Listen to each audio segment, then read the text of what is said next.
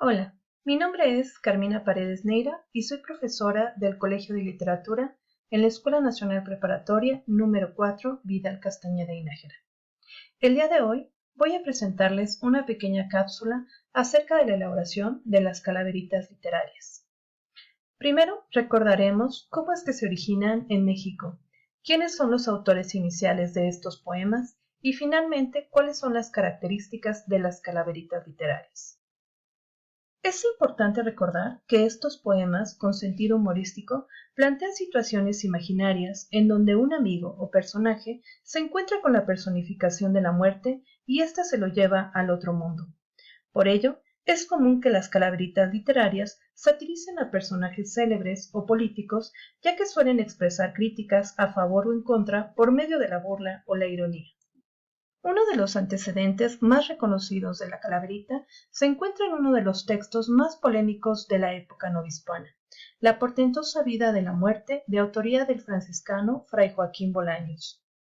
Estas calaveras literarias que publicaban en los medios impresos se conformaban de versos en los que se criticaba a la alta sociedad por querer asemejarse a las élites europeas y se inspiraban en los largos epitafios y las ostentosidades que portaban estas adineradas e importantes personalidades.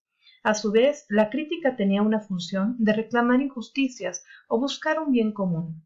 Sería hasta mediados del siglo XIX que la calaverita literaria, como la conocemos, tendría sus primeras apariciones, pues la censura de la época colonial prohibiría este tipo de publicaciones y versos en gacetas y medios impresos. En este siglo, a su vez, surge la caricatura política, que a través de una sátira y crítica social gráfica conseguía denunciar las injusticias y ridiculizar a las figuras políticas nacionales. Principalmente, esta tradición tendría trascendencia de la mano del considerado maestro de la caricatura mexicana, Constantino Escalante. Sus trabajos publicados en los medios más críticos llegaron a satirizar con popularidad los gobiernos de Lerdo de Tejada, Benito Juárez y Porfirio Díaz.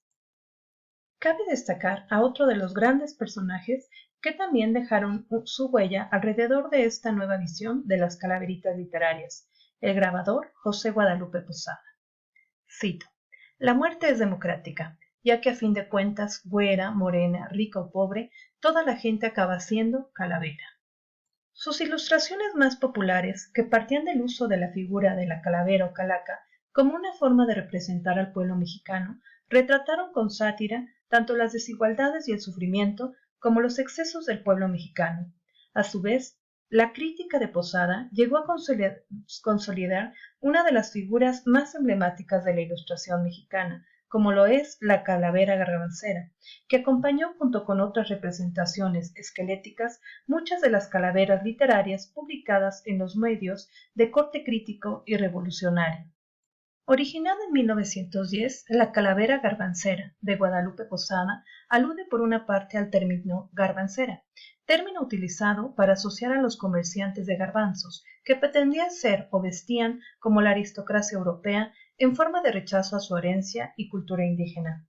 Se trata de una figura que, en palabras de su creador, está en los huesos, pero con un sombrero francés con sus plumas de avestruz, y que pretende a su vez criticar a la gente que le da exacerbada importancia a los bienes materiales y a la apariencia, así como aquella que a pesar de no tener alimento, prefiere aparentar ante los demás lo contrario. En 1947, el muralista Diego Rivera llegaría a rebautizar y retratar a la calavera de Posada como la Catrina, en su sueño de una tarde dominical en la Alameda Central. La figura, que viste con una estola de plumas y un atuendo opulento en el que figura una serpiente emplumada, actualmente es símbolo de la mexicanidad y protagonista imperdible en las fiestas del Día de Muertos. La figura de la Catrina se ha consolidado como acompañante regular de las calaveritas literarias que se solían publicar con vasta regularidad en los medios impresos.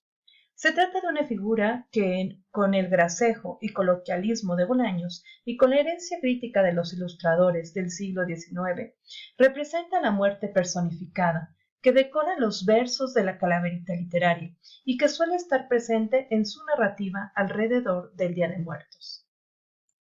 Para concluir, haré mención de cuál es la estructura de la calaverita literaria. La estructura de la calaverita literaria es muy particular.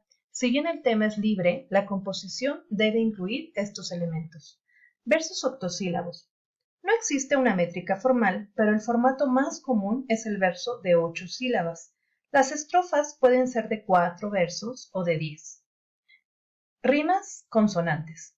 Pueden ser básicamente de dos tipos, AB, BA, que las últimas palabras del primer y último verso suenan igual o muy similar, así como la de las dos del medio y AB, AB, que el primer y el tercer verso rimen, al igual que el segundo y el cuarto.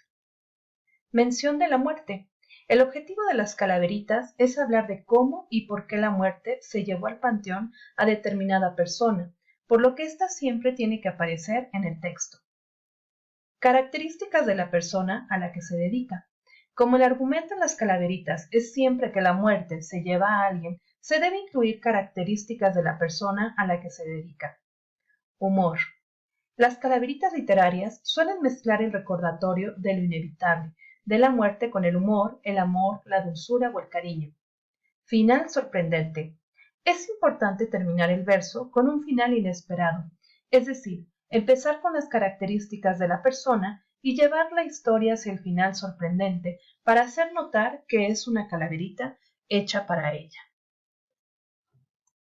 Espero que esta breve cápsula te haya ayudado para conocer un poco más acerca de las calaveritas literarias y, principalmente, que te animes a escribir alguna. Muchas gracias por tu atención. Saludos.